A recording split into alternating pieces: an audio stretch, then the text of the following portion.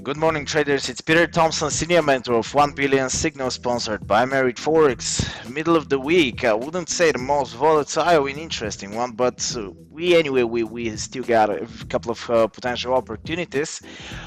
So if you're following the calendars, Monday and Tuesday we got construction PMI red for UK. ISM non-manufacturing PMI for US went red as well.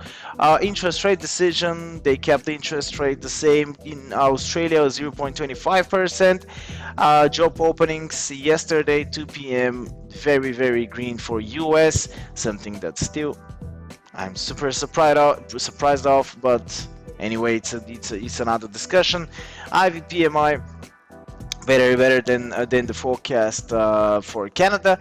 And what do we have until the end of the week? Wednesday, we have today Bank of England MPC Treasury Committee is gonna affect for sure the Great British Pound. We've been expecting a volatile GBP today. Crude oil inventories. We're gonna take a look at the crude oil. Crude oil is very interesting chart right now.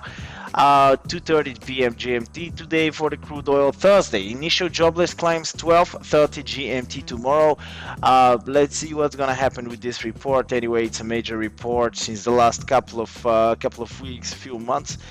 Simply because it's it's representing actually the employment market in United States. Friday, PPI US 12:30 GMT and employment change 12:30 same time for Canada. So moderate week, if we can call it that way, in terms of volatility. Nothing much, but at the same time not very slow. Let's take a look what's going on with the charts. Euro US dollar in front of us, the chart as usual, and again another just proof that price is going up the 100 pips, and simply after that declining with 80. So this is exactly, again, just one more proof why I don't like to trade the Euro US dollar in the last couple of months. GbpUsd testing 1.26, not yet, but tried to push to the upside. Totally bearish of the Great British Pound right now. Anyway, I don't see anything positive in terms of corona cases situation, in terms of the situation worldwide. In Australia, they started again the quarantine for 6 weeks. So in New Zealand as well, if I'm not wrong. So just the situation is getting worse, and of course, for me, it doesn't make sense to see the GBP, Euro, even Australian and New Zealand going up again. But let's see how the situation is going to be handled.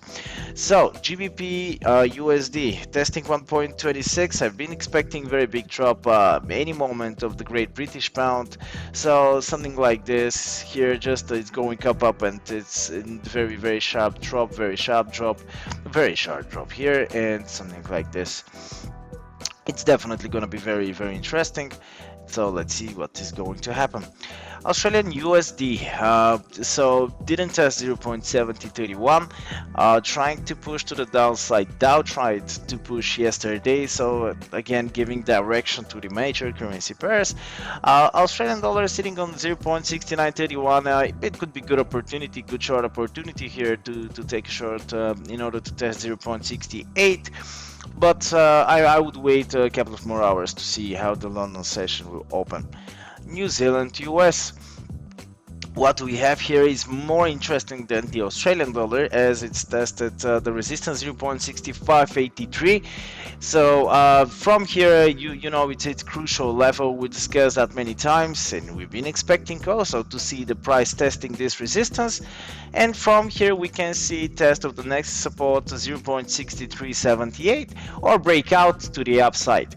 So pretty likely we're gonna see the price dropping down, considering the drop yesterday of Dow Jones and all the situation in US, what's going on, ignoring by the way the green data on the calendar, which doesn't make any sense to me. Again, I repeat myself, but this is it. So we definitely can see a drop of the New Zealand US. USD Canadian, we have strong upward momentum here yesterday of the USD CAD. Let's quickly take a look what's going on with the crude. Crude is sitting on a resistance level, preparing itself for the drop that I personally believe is gonna happen. If it breaks out this resistance, definitely it's gonna go up. But until then, I'm on a short side. I'm bearish on the crude oil, and if we see drop from this point of the crude oil, we definitely can see drop of the Canadian and increase of the price of the USD Canadian dollar, the exchange rate. So this could be a potential opportunity. Rather than USD CAD, I would choose crude oil, simply because the chart is more clear, and it's simply because the resistance is much of the crude oil is much stronger than the support here that we're having. USD Swiss, what do we have? Testing the support 0.94 round number. We can see bounce back to the upside from here in order to test 0.95. Pretty likely anyway, it was tested 3 times, so do not just be careful. Be careful by taking any short trades, breakout trades of 0.94. This support, it's not impossible, of course, to see a strong breakout, but it's, I would say, the probability the price to bounce back to the upside is higher than to the breakout to the downside. USD Japanese, short discussion here. We have nothing much to talk about. USD Japanese is going nowhere in very crazy direction, as you can see. No particular direction, so just I'm gonna ignore USD Japanese for now until it breaks out this support and resistance levels, or resistance level on the chart in front of us. So thank you very much for watching, guys. Really hope you enjoyed this video. Of course, thumbs up if you like it, comments below, subscribe and share us, subscribe to our YouTube channel, share us and like us on the social medias. Of course, help us to grow this channel. I'm definitely gonna appreciate it. And watch my other videos, by the way, the new section. I hope you like them as well. We'll be more than welcome for your feedback. If you want to suggest something, you can always do it. You can always reach me. You know how to do it. Peter Thompson, senior mentor of 1 billion signals. And of course, expect my video. Oh, next week I'm gonna be on vacation, by the way, so probably I'm gonna record the next week after the next one. So thank you very much for watching, guys. Have fun, enjoy it, and have a very profitable week. Bye bye.